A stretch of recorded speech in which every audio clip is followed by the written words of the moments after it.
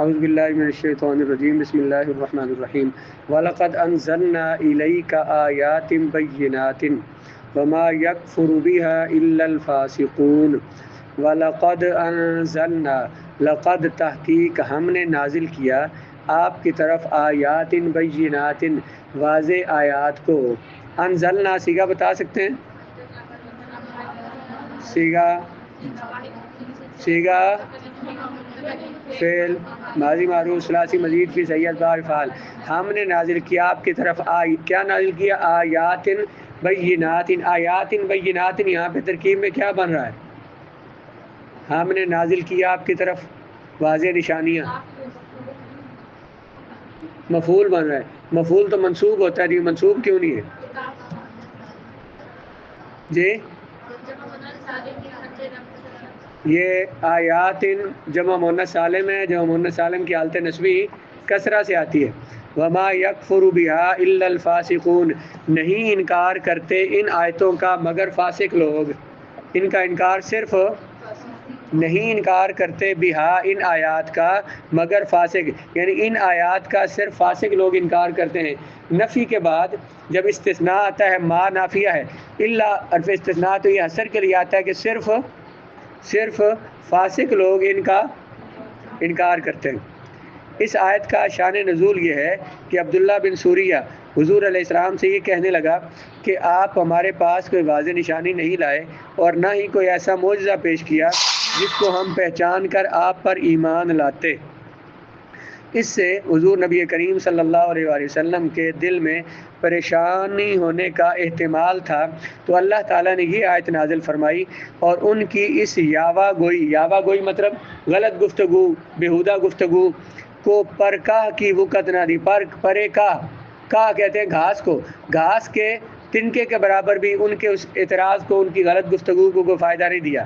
وہ کیا کہتے تھے کہ آپ تو کو واضح نشانی کو معجزہ لے کے نہیں آئے تاکہ ہم آپ کو نبی مانیں. تو فرماتے ہیں کہ اللہ تعالیٰ نے رسول اللہ علیہ السلام کے دل میں پریشانی ہو سکتی تھی، تو لیکن اللہ تبارک و تعالیٰ نے یہ آیت نازل فرمائی تاکہ رسول اللہ علیہ السلام ان کی اس بات سے پریشان نہ ہوں اور ان کی اس یاوا گوئی، ان کی غلط گفتگو کو پرکا کی وقت نہ دی. اور فرمایا کہ اے محبوب علیہ اطیب التحیتی و افضل الثناء، علیہ ان پر افضل التحیتی. اطیب التحیتی کیا معنی؟ پاکیزہ سلام ہو. اطیب سب سے زیادہ پاک، التحیت سلام، ان پر سب سے زیادہ پاکیزہ سلام ہو. افضل الثناء اور سب سے زیادہ افضل ان کی تعریف ہو. حضور علیہ السلام اے محبوب ہم نے آپ کو ایسے واضح معجزات عطا فرمائے ہیں جن کا انکار صرف سرکش لوگ ہی کر سکتے ہیں. تو گویا یہ سرکش اور نافرمان ہیں جو آپ کا انکار کرتے ہیں یا معجزات کا انکار کرتے ہیں. آیاتن اس کی مفرد آیتن ہے، معنی ہے پہچاننے کی نشانی. اس سے مراد قرآن حکیم اور حضور علیہ السلام کے وہ معجزات ہیں جو بالکل ظاہر تھے، جیسے دعوت مباہلہ میں نصارہ کا پسپائی حاصل کرنا. دعوت مباہلہ کون سی تھی؟ اس میں سورہ بقرہ میں بھی یا سورہ آل عمران کے شروع میں، سورہ بقرہ کے آخر میں، کہ کس بارے میں جب عیسائیوں نے رسول اللہ علیہ السلام کو چیلنج دیا اور حضور کے مقابلے میں آنے کا انہوں نے دعوت دی، تو اللہ تعالیٰ نے فرمایا کہ فقل محبوبہ فرما دیں، قل تعالوا تم سب آؤ، تعالوا ندعو ابناءنا و ابناءکم ہم بلاتے ہیں اپنے بیٹوں کو، تم اپنے بیٹوں کو لے کے آؤ. ونساءنا ونساءکم ہم اپنی عورتوں کو لاتے ہیں، تم اپنی عورتوں کو لاؤ. وانفسنا وانفسکم ہم خود آتے ہیں، تم بھی خود آؤ. ثم نبتہل پھر ہم مباہلہ کرتے ہیں. فرجعل لعنۃ اللہ علی الکاذبین ہم جھوٹوں پر اللہ کی لعنت کرتے ہیں. مباہلہ یہ ہوتا ہے کہ گفتگو نہیں کرنی، مقابلے میں گفتگو نہیں کرنی، مناظرہ نہیں کرنا، بلکہ دونوں فریقوں نے جو ایک دوسرے کے مقابلے انہوں نے دعا کرنی ہے اللہ تعالیٰ سے کہ اگر ہم سچے ہیں تو ہمارے مخالفین پر اپنا عذاب نازل فرما، اگر ہم جھوٹے تو ہم پہ نازل فرما. تو ہمارا دین سچا ہے تو ہمارے دین میں ہمارے مخالف ہیں ان پر اپنا عذاب نازل فرما. اس طرح سے وہ بھی دعا کریں گے، مخالف بھی دعا کریں گے. تو اس کو کہتے ہیں مباہلہ. جب عیسائیوں سے، نجران کے عیسائیوں کے ساتھ یہ مباہلہ طے ہو گیا، رسول اللہ علیہ السلام وقت مقرر پہ تشریف لائے. حضور کے ایک جانب جناب حضرت امام حسن ہے، بچپن میں امام حسن کی انگلی سرکار نے پکڑی ہے، دوسری طرف سیدنا امام حسین ہے، حضور کے پیچھے سیدہ زہرا ہے اور ان کے پیچھے مولا علی آ رہے. تو جب وہ یہ پانچوں شخصیات جب آئیں تو ان عیسائیوں کے بڑے عالم نے جب یہ دیکھا تو اس نے کہا کہ اپنی قوم کو مخاطب کر کے کہا کہ میں تمہیں کہہ رہا ہوں کہ ان سے مقابلہ نہ کرنا. اگر انہوں نے دعا کر دی، موبائل میں دعا ہی کرنی ہے کہ ہمارے مخالفین جو جھوٹے ان پر اللہ کی لعنت نازل ہو. اگر انہوں نے دعا کر دی تمہارے خلاف تو تم بندر اور خنزیر بن جاؤ گے اور تمہاری نسل دنیا سے ختم ہو جائے گی. اس لیے ان سے صلح کر لو اور ان کے مقابلے میں دعا نہیں کرنی.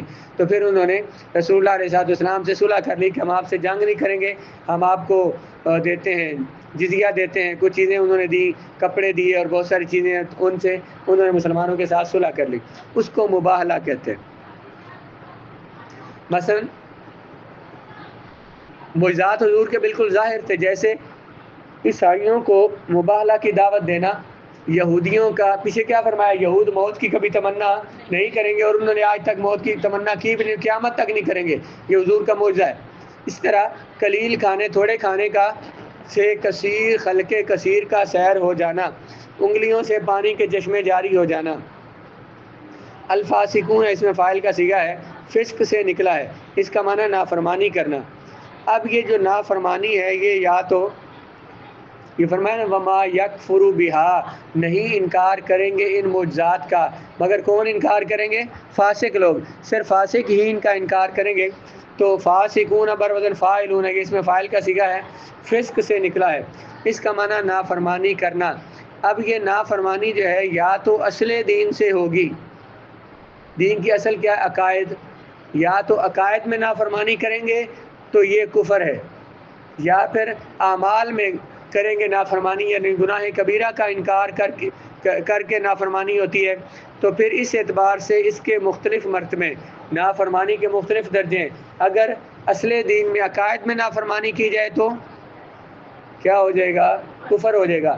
اگر اعمال میں، فرائض میں نافرمانی کی جائے تو گناہ کبیرہ ہوگا. اس لحاظ سے ان اعمال کے مختلف مرتبے ہیں. کم سے کم مرتبہ گناہ صغیرہ کا ارتکاب ہے، اور بڑے سے بڑا مرتبہ جو نافرمانی کا ہے وہ کفر میں سرکشی اور تمرد ہے. امام حسن بصری فرماتے ہیں کہ جب فسق کا لفظ گناہوں میں سے کسی گناہ کے لیے استعمال کیا جائے تو اس سے عظیم گناہ مراد ہوتا ہے. اگر کسی گناہ پر فسق کا لفظ بولا جائے تو اس گناہ کو بڑا گناہ اس سے مراد ہوتا ہے، خواہ وہ کفر ہو یا اس کے علاوہ کوئی اور گناہ ہو. جیسے کوئی یہ کہ فلان فاسق فی شرب الخمر او فی ارتکاب الفاحشۃ، فلاں بندہ شراب پینے میں فاسق ہے، اس کا مطلب ہے کہ وہ بڑا گناہ کر رہا ہے. فلاں بندہ فحش کام کرنے میں فاسق ہے، مطلب کہ وہ بھی گناہ کبیرہ کر رہا ہے. اس کا معنی یہ ہوگا کہ وہ حد سے تجاوز کرنے والا اور گناہ کی انتہا کو پہنچنے والا ہے. اسی لیے امام بیضاوی رحمۃ اللہ تعالیٰ علیہ نے یہاں الفاسقون کا معنی کیا ہے عربی زبان میں المترددون المتمردون فی الکفرۃ من الکفرۃ. متمردون جو سرکش ہو جائیں. تمرد کا معنی ہوتا ہے سرکشی اختیار کرنا، سر کھینچنا، کسی کی بات نہ ماننا، انکار کرنا. من الکفرۃ، کافروں میں سے جو سرکش لوگ ہیں ان کو فاسقون کا یہ معنی کیا ہے کہ ان آیات کا، ان معجزات کا انکار وہی کریں گے الفاسقون جو کہ کافروں میں جو سرکش لوگ ہیں.